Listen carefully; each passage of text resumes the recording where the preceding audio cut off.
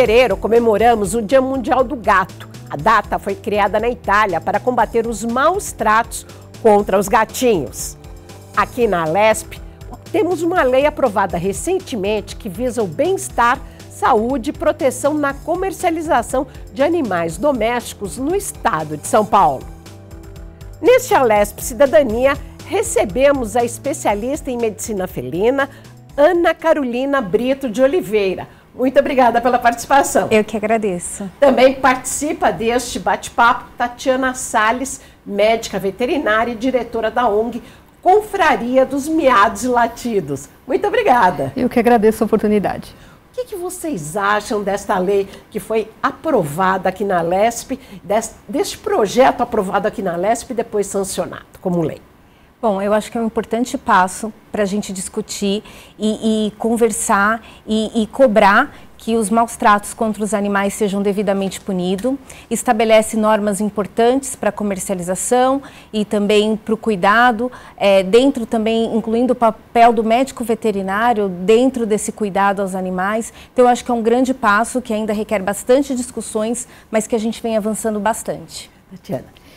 Eu acredito que seja um primeiro passo, né? A gente tem uma dificuldade muito grande em fiscalizar os criadores e a venda de animais, com uma preocupação constante agora com relação ao bem-estar. Então, quem vai garantir o bem-estar de um animal dentro de um criatório é um médico veterinário. Então, é muito legal que a nossa profissão agora esteja inserida nesse contexto. Tatiana, pergunta ainda a você. De cães, a gente sabe que são inúmeras as raças, mas e de gatos? Nós, inclusive, temos gatos tamanho gigante, como é que é? Inúmeras raças também, para todos os gostos, né? Nós temos gatos hoje que chegam a pesar 15 quilos, com raças enormes, animais que são quase silvestres, né? Mas também temos os pequenininhos, tem para todo gosto. O mais comum, qual que é a raça mais comum? Eu acredito que a gente mais encontra comumente é o persa. Não sei se a doutora pensa a mesma coisa. Eu acho que aqui no Brasil ainda a gente conhece muito o persa, que é aquele gato que praticamente não tem focinho, que é todo delicadinho. E agora a gente vem falando bastante do Maine Coon, que é o gato gigante, né? Então a internet traz muito isso de nós conhecermos inúmeras raças de gatos. Mas ainda assim o que prevalece no Brasil são o que nós chamamos de SRD, sem raça definida. Seria o vira-lata, entre aspas. O vira-lata, Esse gato persa é aquele que tem olhos claros, não é? Ele pode ter olhos claros, mas também pode ter olhos mais escuros, mas o que chama atenção nele é o pelo mais longo e a falta do focinho, né? O que também às vezes prejudica muito a respiração, enfim. Então a gente tem que pensar muito na criação e na procriação desse animal. Quais são os principais cuidados que a gente tem que ter com um gato? Os gatos, eles passam uma falsa ideia de que eles são independentes e não precisam muito da gente, né? Só que nós trouxemos os gatos dentro do nosso convívio. São animais que gostam, que vieram da vida livre e nós confinamos. Então nós temos que oferecer para eles um ambiente onde eles possam exercer a gatice deles. Né, onde eles possam escalar, onde eles possam ter uma área de descanso, se esconder se eles quiserem, com alimentação adequada, né, eles têm ração específica para gato e também alimento úmido e principalmente interação. Né, os gatos, quando nós trazemos eles para dentro das nossas casas, eles gostam muito dessa interação conosco, de brincar, de caça. Então é muito importante que a gente ofereça não apenas atendimento médico veterinário, ração e água. Nós precisamos oferecer um ambiente onde eles possam florescer. Mas gato não é arisco? Não, não é. Eu costumo falar que gatos são interessantes e não interesseiros. E quando a gente conhece as particularidades da espécie, fica muito fácil a gente lidar e conviver com eles. Eu costumo falar assim, a primeira coisa para você se dar bem com um gato é não tratá-lo como um cachorro pequeno, porque ele não é um cachorro pequeno. Outra coisa, os cães a gente domestica há mais de 23 mil anos. Os gatos há apenas 10 mil anos. Isso pode parecer muito, mas não é. Então eles ainda têm muito daquela vida livre. E quando a gente traz ele para nossa casa, a gente tem que respeitar essas particularidades do gato, como a doutora também falou. Então é importante que a gente ofereça um ambiente gostoso, um ambiente que ele possa caçar, que ele possa brincar, que ele possa se esconder, porque na natureza ele é presa e predador. que a gente não cuide do gato como um cachorro e coloque diversos gatos, às vezes, no mesmo ambiente, porque isso pode gerar estresse. Então, eles não são ariscos, mas a gente precisa respeitar a forma como a gente chega até eles, como a gente faz carinho neles, que é diferente do cão.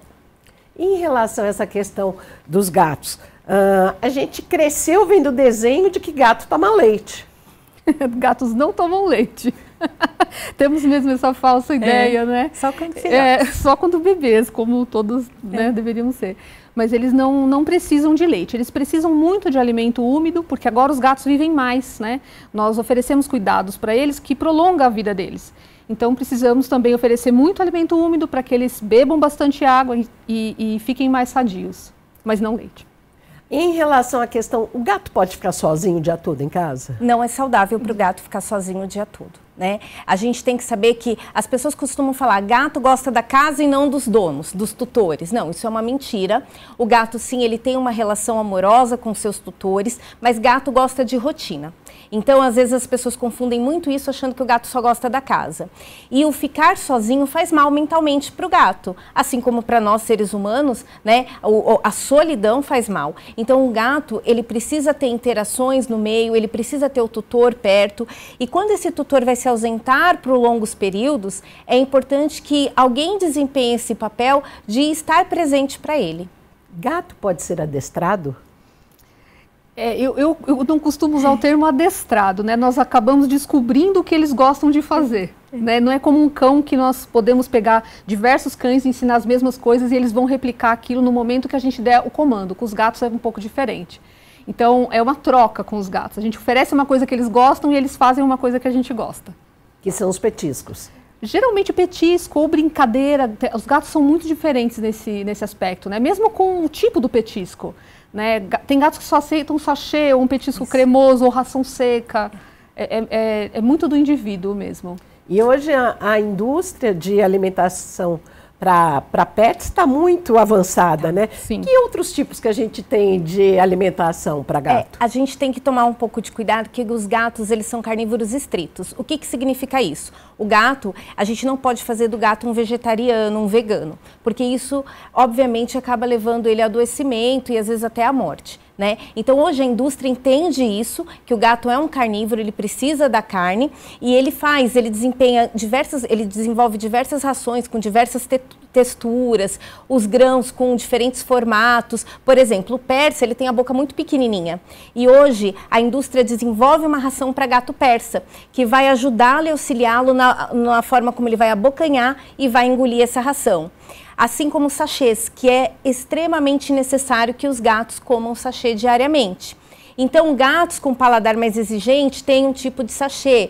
Gatos que gostam de sachês mais pedaçudos também. Por isso que é importante a gente fornecer sachê para o gato logo quando filhote, né? Porque ele tem que experimentar diversas texturas para que ele se habitue também a consumir sachê e não só ração seca.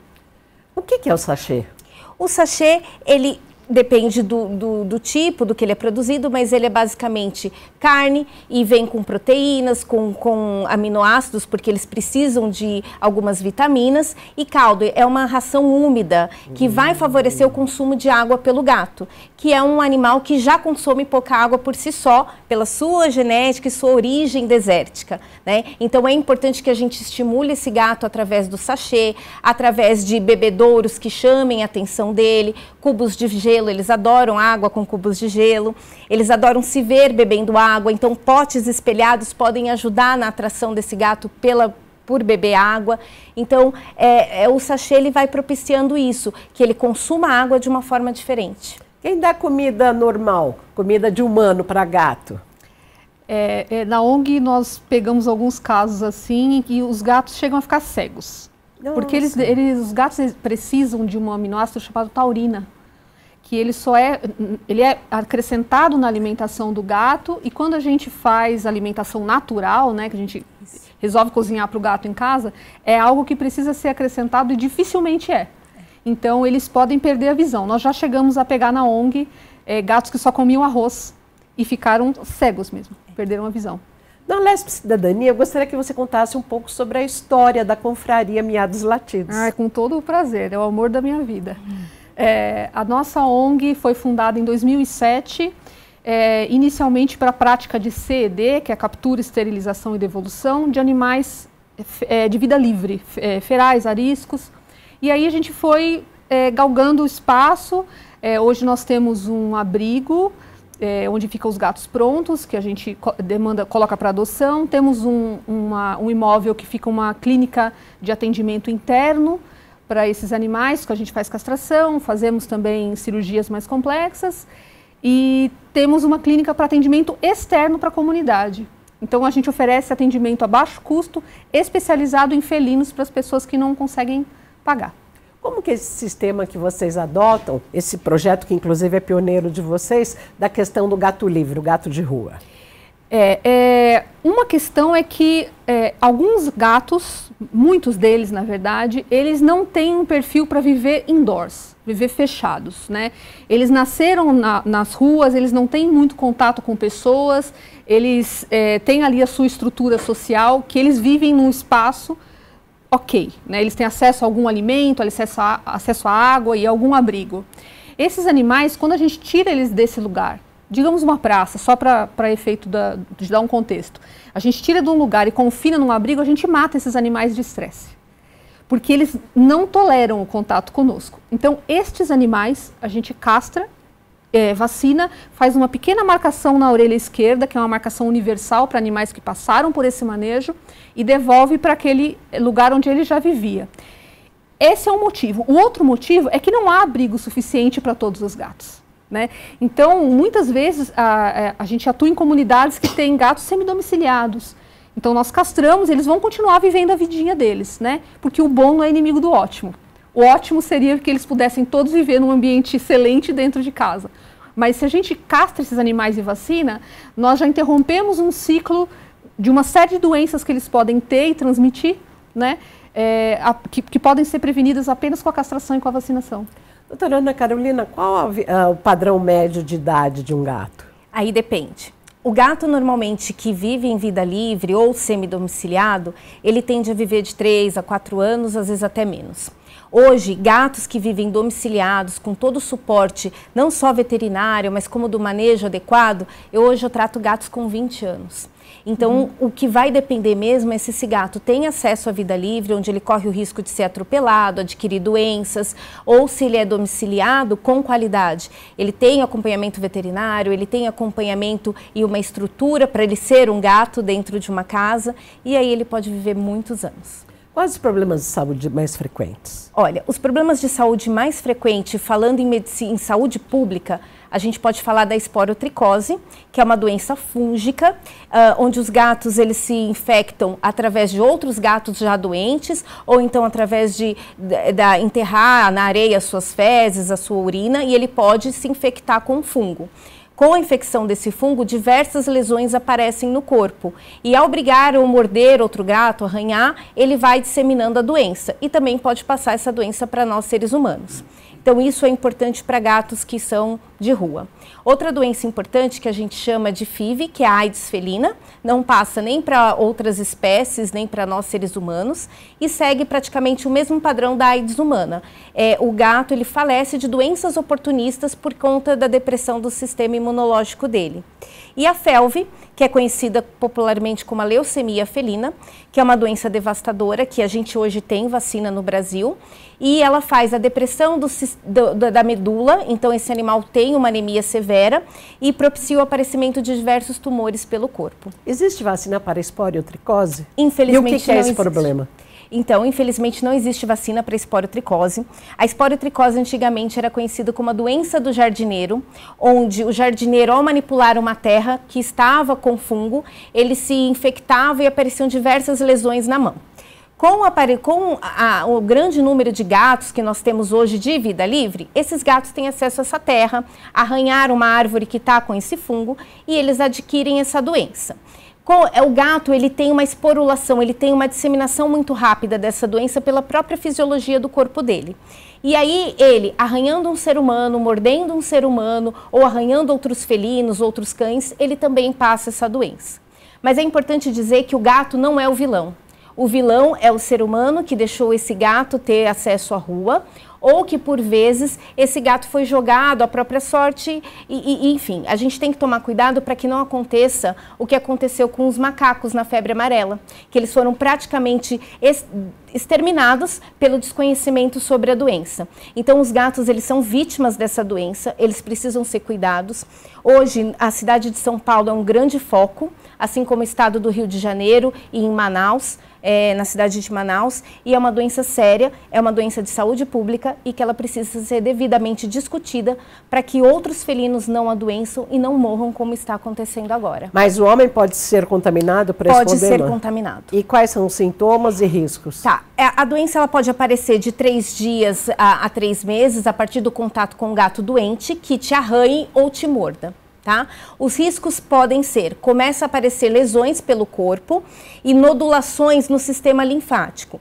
Se a doença não for tratada, ela pode evoluir para um nível sistêmico ou até mesmo nível ósseo, acometimento bem mais grave, levando pessoas imunossuprimidas, pessoas com diabetes ou com HIV, até mesmo à morte. Então é uma doença séria e que precisa ser tratada como tal, é um problema de saúde pública. Em relação a você, que tem a confraria, que tem os gatinhos para adoção, como cuidar da saúde dos gatos? Como entregá-los saudáveis?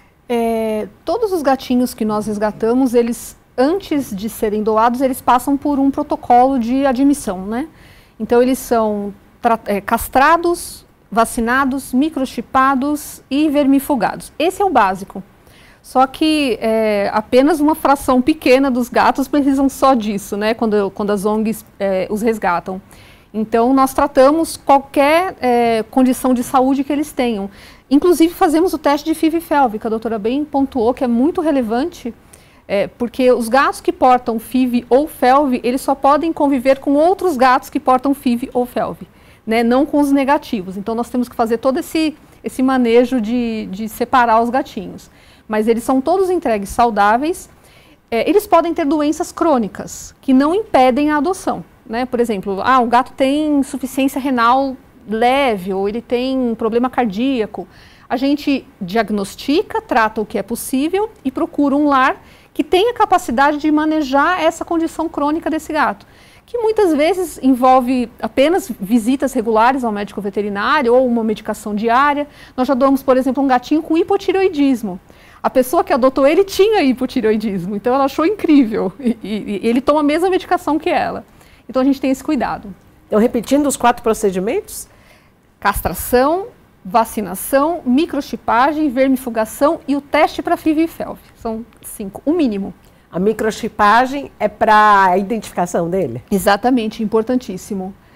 O microchip ele não é GPS, né? Ele carrega os dados da pessoa que adotou aquele gatinho. Então, digamos que o gato se perdeu, quem achou levou um veterinário e o veterinário passa um leitor de microchip e vai ler os dados nesse microchip que o gato tem. Seria como pendurado a coleira, não? Então, não, porque na coleira ele perde. Ele é instalado aqui entre as escápulas, mas é subcutâneo. E é muito importante que se crie, de fato, um banco nacional para essa microchipagem. Porque cada indústria que produz esse microchip acaba tendo o seu banco. Então, a gente, às vezes, acaba perdendo essa informação. Quando a gente acha um animal, passa o leitor, você tem que ficar testando. Tá nesse banco, tá nesse banco.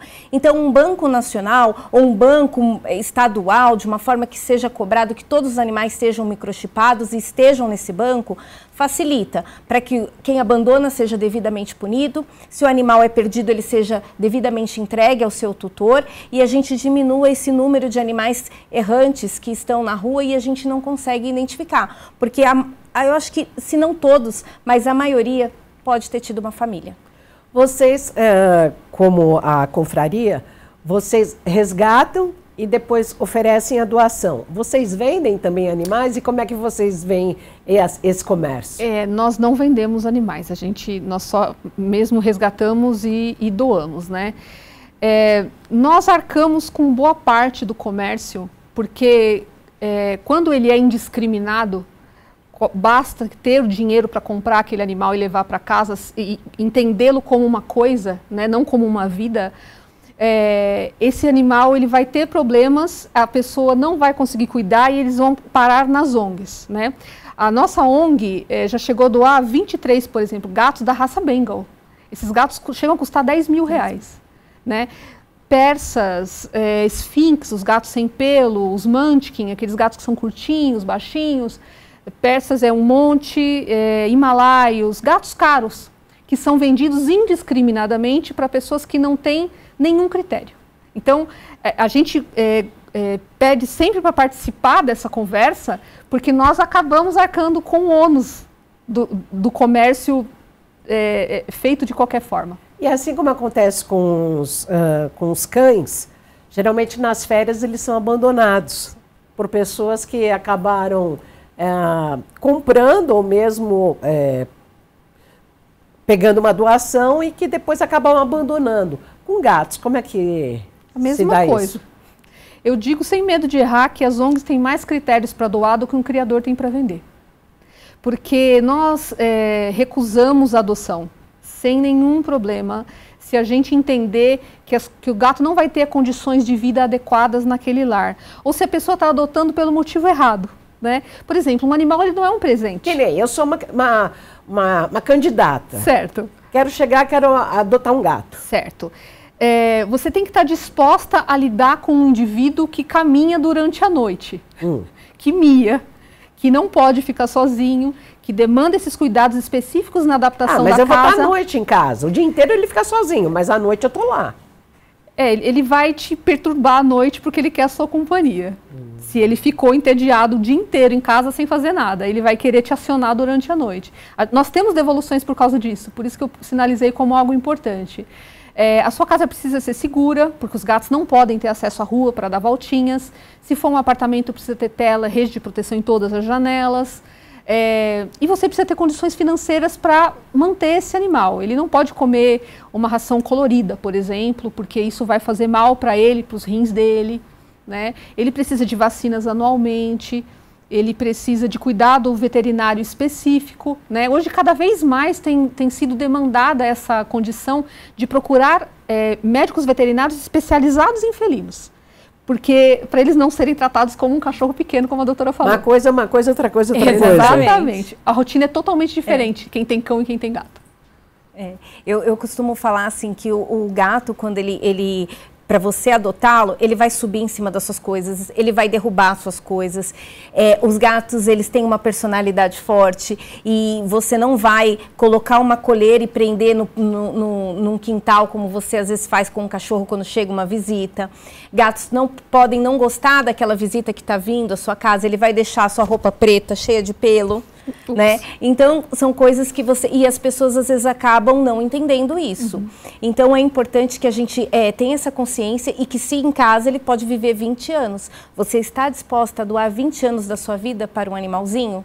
Acho que essa pergunta é muito importante. Gato já faz parte de herança ou guarda compartilhada? Já, muitos casais que se separam e que têm ainda até porque muitos se separam e doam um animal. Nós nos separamos, como se aquele animal, seja cão ou gato, fosse uma coisa, ele também tem que ser retirado, tem que ser descartado. E outros já têm essa consciência, só que a gente tem que tomar um pouco de cuidado com a rotina compartilhada, porque como eu falei, gatos gostam de rotina. E esse negócio de ficar uma semana na casa do papai, outra semana na casa da mamãe, pode evoluir por um estresse e o aparecimento de doenças. Gato, quando estressado, aparecem muitas doenças. Então, sim, a guarda compartilhada hoje existe, mas a gente tem que tomar um pouco de cuidado para novamente não tratar o gato como um cachorro pequeno que cada hora fica na casa de um. Tatiana, nós estamos chegando ao final do primeiro bloco desse Alesp Cidadania que passou voando aqui, mas eu gostaria que você falasse um pouco mais sobre a confraria e de que forma vocês ajudam a sociedade na questão da preservação à saúde dos felinos. Perfeito. Além de oferecer o atendimento veterinário especializado para gatos cujos tutores têm baixa renda, nós também recebemos animais em situações de risco. Nós atendemos alguns chamados da própria polícia quando ela tem apreensões para serem feitas, a gente participa disso. Mas é importante dizer que a nossa ONG ela tem um conceito de fazer aquilo que uma pessoa não consegue fazer. Então, às vezes, os casos são muito grandes, é um número muito grande de animais, ou os animais estão numa situação muito difícil. É nesse caso que as ONGs atuam, né? Elas não podem ficar disponíveis para as pessoas, olha, eu preciso entregar meu gato porque eu preciso viajar, né? A gente não consegue fazer esse tipo de atendimento. Agora, por exemplo, nós castramos mais de 100 animais por mês, né? Muitos deles gratuitamente. Nós fazemos o controle populacional de gato de vida livre, né? A gente contém na raiz a esporotricose que a doutora falou, né? Quando a gente castra, a gente diminui, tem um impacto muito positivo. Além de doar cerca de 50 animais por mês também. Olha que legal. Deixa o endereço do site, o site da nosso confraria. Site é miadoselatidos.org.br. Ah, então tá. Gostaria muito de agradecê-la nessa primeira etapa do nosso programa. Tatiana Salles, diretora da ONG Confraria de Miados e Latidos. Isso. Muito obrigada. Obrigada. Você segue aqui agora para o segundo bloco do Alesp Cidadania. Em instantes, voltaremos aqui hoje falando sobre o Dia Mundial do Gato, que comemora-se em fevereiro. Até daqui a pouco.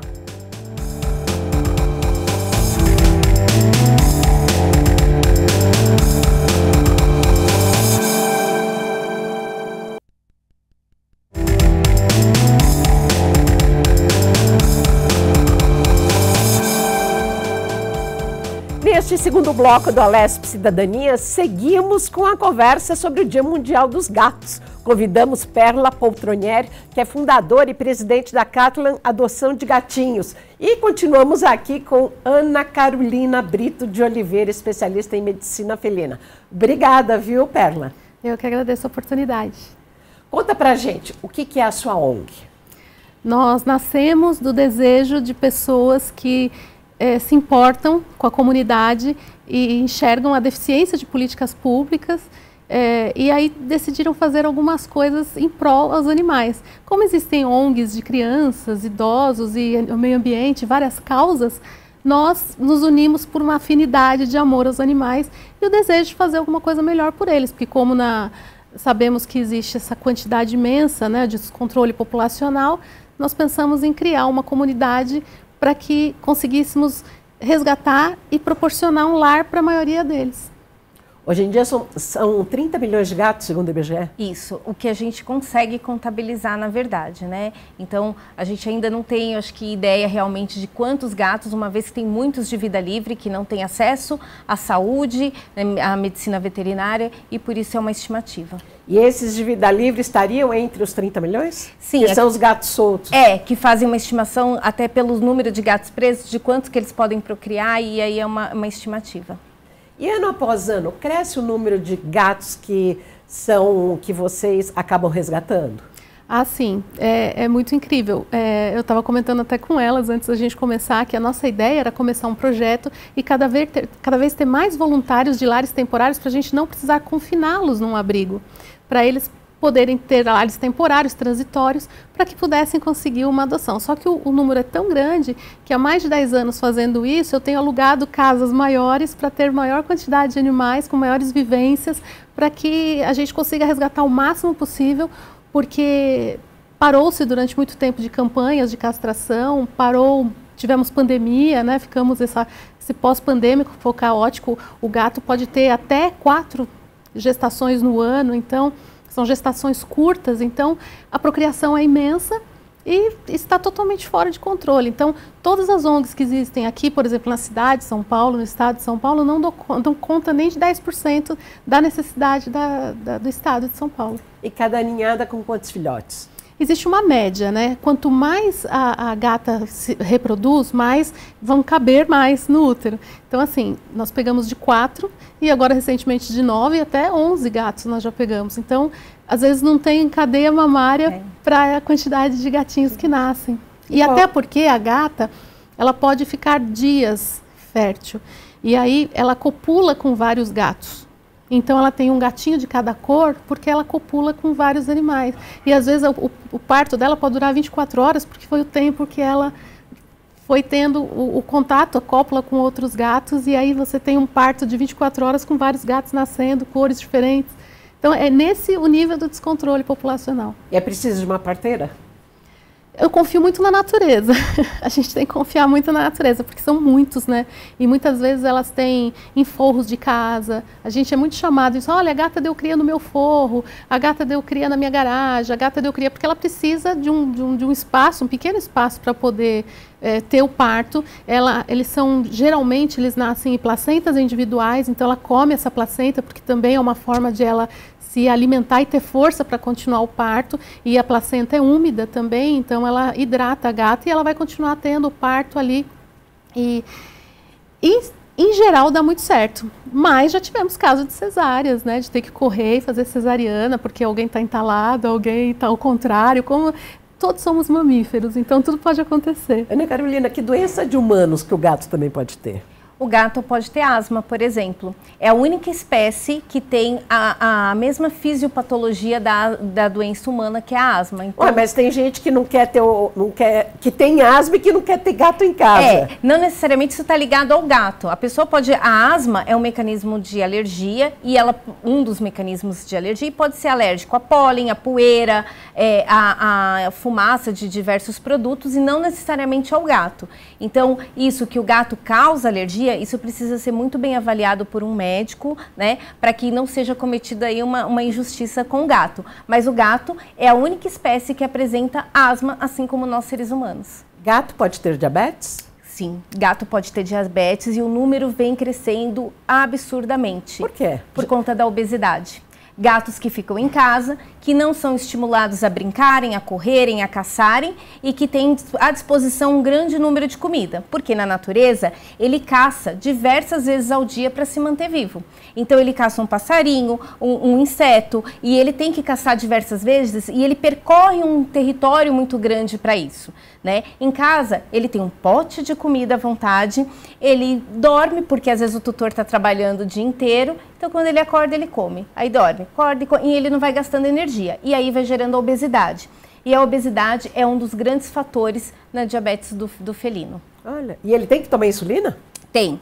É uma insulina um pouco diferente da que a gente usa para os cães, mas ele tem sim que tomar insulina. A gente tem uma sorte aí que alguns desses gatos diabéticos conseguem remissionar. O que é isso? A gente consegue fazer com que ele seja curado, né, do diabetes, mas isso requer um empenho muito grande do tutor, um acompanhamento médico muito importante. Mas eles também têm que fazer uso de insulina. Perla, como é que é administrar abrigos com centenas de gatos, como vocês têm? É um desafio, porque eu falo que depois de administrar a Catland, eu administro qualquer empresa, porque você administrar aquilo que depende só da sociedade civil, né? Não existe uma lei de incentivo às ONGs de proteção animal. Nós tivemos essa importante lei que foi sancionada e publicada agora no meio do ano passado. Aqui da ela regulamenta, mas ela não cria incentivos. Né? Ela é como algumas ONGs da área de cultura, na área de meio ambiente, tem essas leis de incentivos, as ONGs de proteção animal ainda não têm. Essa regulamentação ela é importante para colocar o veterinário dentro do abrigo e dentro também de criadores, ambientes de criadores e evitar uma comercialização feita de qualquer forma. Mas ainda não é o ideal para os nossos abrigos. Por isso que é muito bom abrir esses espaços de conversa com quem está na ponta como nós e como os veterinários que são especializados em felinos coletivos, como veterinários que entendem de saúde única, que se tornou até disciplina acadêmica no curso de veterinária há 2 anos atrás no máximo. Então é tudo muito novo. Então a medicina do coletivo, a saúde única, ela está começando a ser enxergada. Então você tem um veterinário na vigilância sanitária para ver o restaurante que você vai, para ver o abrigo onde você adota, para ver aonde você compra, essas leis são importantes, mas elas ainda não são incentivos. O que o poder público precisa enxergar é que nós somos as mãos dele, enxergar nós como os parceiros, porque quando a polícia precisa de um resgate imenso, são 80 gatos, não existe um abrigo, um canil público, um gatil público para grandes desastres. Então nós como sociedade nos juntamos e montamos esse projeto para ter condição de receber quantidade de gatos de acumuladores, que são só aqui na cidade de São Paulo mais de 100 mil lares de acumulação, sejam de coisa ou seja de animal, são números muito grandes. Então a gente precisa de um apoio e e uma visualização do poder público quanto nós, como parceiros e capazes e com muita expertise, experiência, em efetivamente ajudar os animais que estão em estado de calamidade nas ruas. Quando tem um incêndio, quando tem um enchente, sempre nós somos acionados, seja bombeiro, polícia civil, polícia ambiental, para auxiliar nisso. Por quê? Porque nós temos o expertise. Doutora, o que é saúde única? Saúde única, também conhecida como One Health, é a saúde que integra a saúde humana, a saúde animal e a saúde do meio ambiente. Hoje, a gente não fala só em medicina separada, há uma integração, até porque mais de 70% das doenças que os humanos têm são transmitidas por animais, são zoonoses que nós costumamos chamar. Então é importante que haja uma integração e que o médico que vai te atender no hospital, ele conheça sobre os problemas e as doenças que um animal pode passar ao ser humano, porque senão os diagnósticos ficam perdidos. É importante também que o veterinário, quando vai atender um animal com esporotricose, por exemplo, ele pergunte a esse tutor se o gato arranhou, mordeu, se ele tem alguma lesão, para ele ser referenciado a uma rede de atendimento ao ser humano. Então, o ambiente também é muito importante, porque nós sabemos que o ambiente, ele pode, onde nós estamos inseridos, pode ajudar na nossa saúde, como pode também provocar doenças. Um solo contaminado, uma água contaminada, é fonte de diversas doenças também. Então, One Health são todas as áreas de saúde integradas numa só. E os gatos tem planos de saúde, tem convênio médico específico? Sim, tem. Tem hospitais públicos que os atendem? Temos. Agora aqui em São Paulo, temos alguns hospitais, unidades públicas de saúde, que são hospitais que foram construídos com esse objetivo. Ainda precisa de muito... precisaria ter uma ideia como um SUS animal. Porque você ter o hospital, a pessoa pode ir para o gato precisar tomar um comprimido como uma cirurgia de grande complexidade. Então, o ideal seria que tivéssemos como se fossem AMAs, que são aqueles que fazem a triagem. Ou ter as ONGs que têm até clínicas que poderiam estar fazendo essa triagem e ver o que é necessário. Olha, isso aqui é só uma castração, dá para fazer numa clínica. Olha, isso aqui é uma coisa de baixa complexidade, vamos resolver aqui, e deixar para o hospital as coisas mais complexas, né? Então, seria o ideal. Eu acho que é importante sim a gente regulamentar. Os planos de saúde humanos, eles são regidos pela ANS e eles têm uma regulamentação própria. Hoje os planos de saúde animal não têm essa regulamentação, é algo que precisa ser realmente discutido. É muito importante que isso seja devidamente discutido para que a gente não tenha problemas dos tutores que estão pagando um serviço que não é ofertado e dos médicos veterinários que acabam fazendo esse atendimento e não têm um respaldo também financeiro para receber desses planos de saúde. Além disso, é importante sim a gente fazer o estadiamento do atendimento em saúde primária, secundária e terciária, porque hoje os hospitais públicos estão superlotados com coisas que poderiam ser tratadas em UBSs animais e indo para AMAs animais e depois para hospitais. Além disso, os hospitais hoje, eles não têm ainda uma característica de 24 horas, então essa denominação de hospital se perde um pouco, porque o que você entende como hospital? Um hospital, ele está aberto 24 horas, ele tem ultrassom 24 horas, raio-x, todos os exames de sangue que você precisa para fazer um atendimento do indivíduo, seja ele animal ou seja ele ser humano. E isso a gente ainda não tem, então a gente precisa, ao meu ver, renomear essa nomenclatura de hospital e, de fato, criar hospitais que funcionem como tal. Existe reforço positivo no trato com os gatos? Os gatos, eles são... tratar eles, é lógico que existe métodos de você treinar, como até a doutora falou aqui anteriormente, existem... Claro que o gato, ele não entende o positivo e o negativo. Se você replicar aquilo que ele está fazendo, se cada vez que ele derrubar alguma coisa, você acionar ele vai continuar fazendo, porque você acionou ele por aquilo que ele fez. Então, se ele continuar derrubando alguma coisa, tendo algum comportamento errático, e você sempre puni-lo, ou gritar, ou falar alto, ou fazer qualquer coisa com ele, ou jogar um spray de água, coisas que são péssimas, ele vai continuar fazendo, porque ele replica, ele não entende se é bom ou ruim. Ele vai falar, eu chamo a atenção dele por isso, como uma criança birrenta, né? Então, nós temos que tratá-lo como um indivíduo, e não como como nós gostaríamos que eles fossem atendidos, né? Tem isso. A gente pode, por exemplo, eu quero que meu gato fique bem na caixa de transporte durante a ida do veterinário. E uma curiosidade, a maior parte dos tutores não levam os seus gatos ao veterinário porque é um grande estresse colocar o gato na caixa de transporte, por exemplo. Então eles deixam de levar esse animal porque eles entendem que esse animal está sofrendo na caixa de transporte, miando, tentando sair, e isso também causa um sofrimento para eles. Então, o fato de você deixar a caixa de transporte aberta o tempo inteiro dentro da sua casa, com um paninho, que ele se sinta confortável, e quando ele entrar, oferecer um petisco, fazer um carinho, mostrar que ali ele está protegido, isso mostra para ele que ali é um ambiente de proteção. O fato de você colocá-lo ali para levá-lo ao médico já não vai causar um grande estresse, porque você condicionou ele a entender que aquela caixa é algo positivo para ele e que não vai trazer problemas ou estresse ou sofrimento. É assim? Sim. Lá na Catland nós temos no abrigo algumas caixas de transporte que já ficam até disponíveis para eles poderem entrar. Nós temos caixas de areia que eles podem dar uma volta dentro, então é muito importante. Meu gato não está fazendo as necessidades no lugar ideal. Então se você comprar uma caixa maior, se ele puder dar uma volta inteira nele, se ele puder cavar, então não ter miséria com areia, o granulado, que seja o que você use, então ele pode, é um reforço positivo de que ele vai ter aquele comportamento esperado.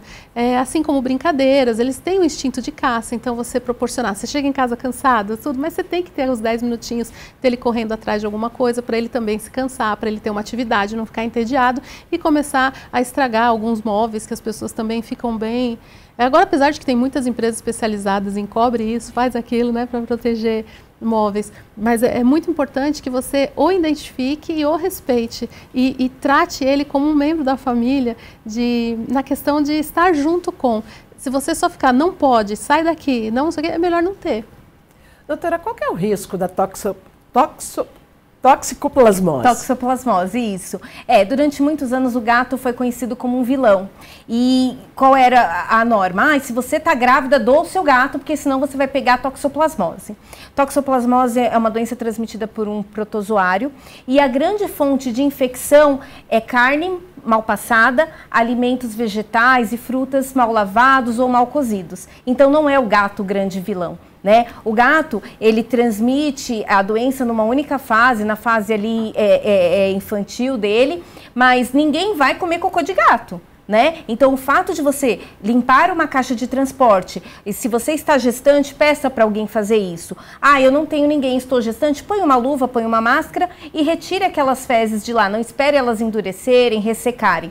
Isso já é o suficiente, lave as mãos depois de fazer a coleta, para que você possa estar gestante e ter um gato. Então a toxoplasmose, na verdade, ficou como se o grande vilão gato, que não é.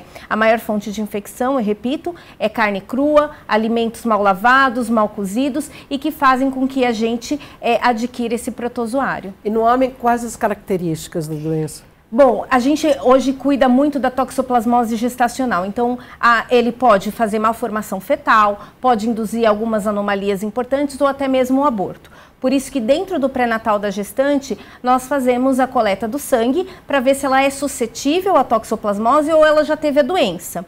E se detectada durante a gestação, ela é devidamente tratada de acordo com a fase. Se ela se infectou antes da 16ª semana, é um tratamento.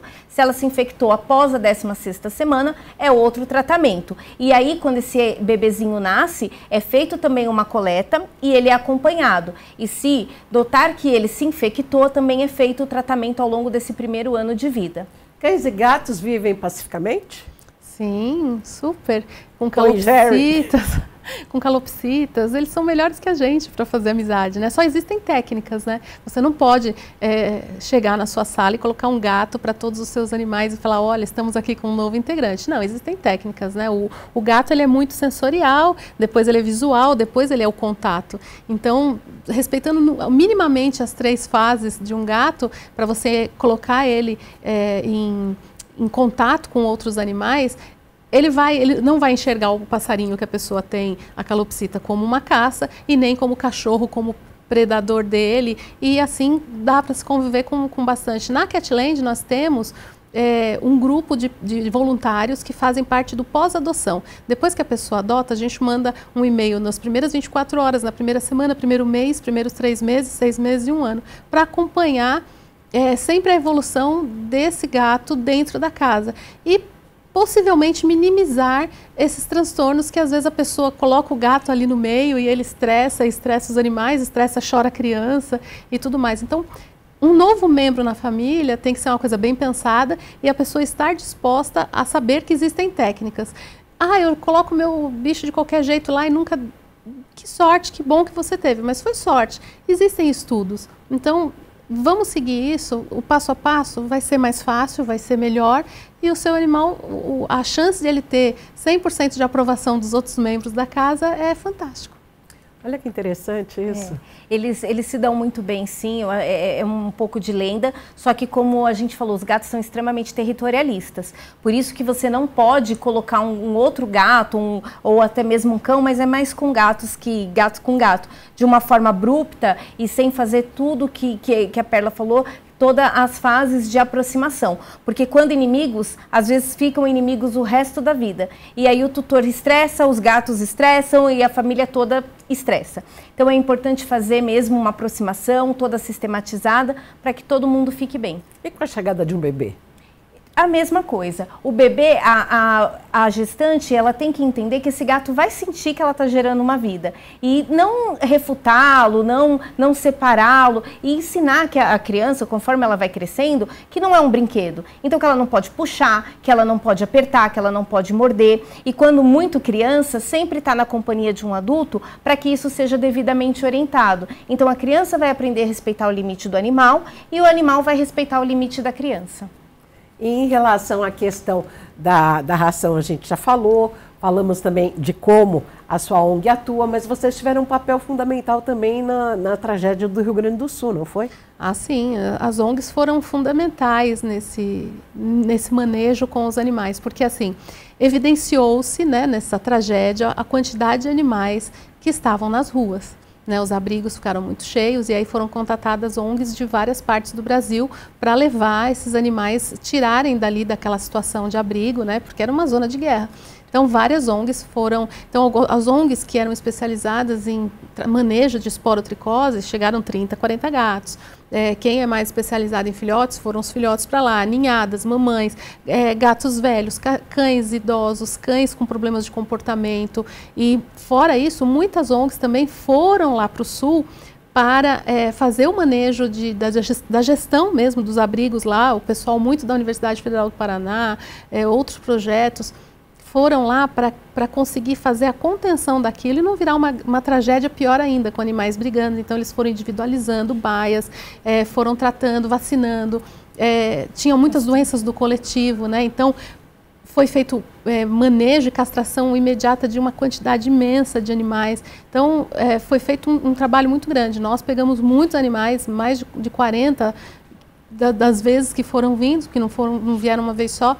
E a gente cuidava deles aqui, porque eles chegavam assustados, traumatizados, com problemas de saúde, pele, o emocional e o físico bem debilitados, né? Porque às vezes alguns ficavam uma semana sem o resgate, porque não chegavam os botes lá, né? Assim como humanos, foi caótico. Também estive lá no Rio Grande do Sul e antes de ser especializada em medicina felina, eu sou veterinária. Então, fui prestar o atendimento aos cães em primeiro momento. Foi uma cena desoladora, de guerra mesmo, com surtos de sinomose, uma doença prevenível por vacina. Mostra o quanto nós não vacinamos os nossos animais. Leptospirose, né, e é uma doença que também atinge o ser humano. Então, a gente precisa discutir tragédias, precisa discutir a saúde pública, a saúde do coletivo e realmente entender que é uma só, que é o One Health, para que a gente não tenha o que nós vimos no Rio Grande do Sul. Nós falávamos no intervalo sobre a convivência de gatos em casas. Sim. E sendo um gato doméstico, não um gato de rua. Como é que é possível? É possível telando as janelas da casa. Hoje nós temos como se fossem roletes que colocam nos muros para que os gatos não consigam pular de um lado para o outro.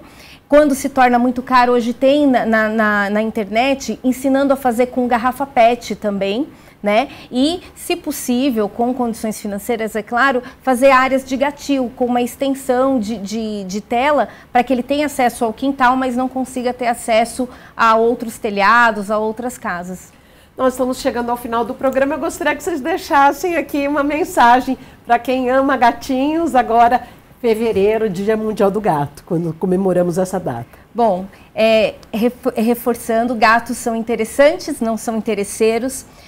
Se dê a oportunidade de ter um felino na sua vida, te garanto que ela vai mudar para melhor. Respeite o animal como você gostaria de ser respeitado e se dê essa oportunidade, garanto que você não vai se arrepender. Perla, por favor, para você e também deixe o site. Ah, claro. Agradeço a oportunidade de estar aqui falando de gatos. Qual outro animal que tem o seu dia mundial, tem o dia internacional, tem o dia do abraça gato, o dia do gato preto. Então são várias formas de você criar consciência nas pessoas para que elas não maltratem os animais. Respeite, eles não são coisas, eles são vidas, eles sentem. E venha fazer voluntariado na Catland. Hoje estamos chegando a quase 600 pessoas que fazem voluntariado na Catland. O voluntariado é uma coisa que move, que te dá um propósito diferente de vida. Não fique parado, venha fazer voluntariado, venha ser um agente transformador, venha ser uma peça dessa engrenagem com a gente, vamos transformar, vamos poder melhorar a condição. O ideal seria que nós não existíssemos, porque aí estaria tudo equilibrado, mas se a gente existe, vamos fazer o melhor e precisamos disso para uma sociedade mais equilibrada. Agradeço a oportunidade, entre nas nossas redes sociais, no nosso site catland.org.br, lá tem tudo, como ajudar, como fazer, como vir, como adotar, e venha. Muito obrigada. Obrigada. Agradecemos hoje no Alesp Cidadania a participação de Perla Poltronier, presidente da ONG Catland, e também da doutora Ana Carolina Brito de Oliveira. Obrigada pela sua audiência. Fique sempre com a gente, nos acompanhe também por nossas redes sociais e YouTube.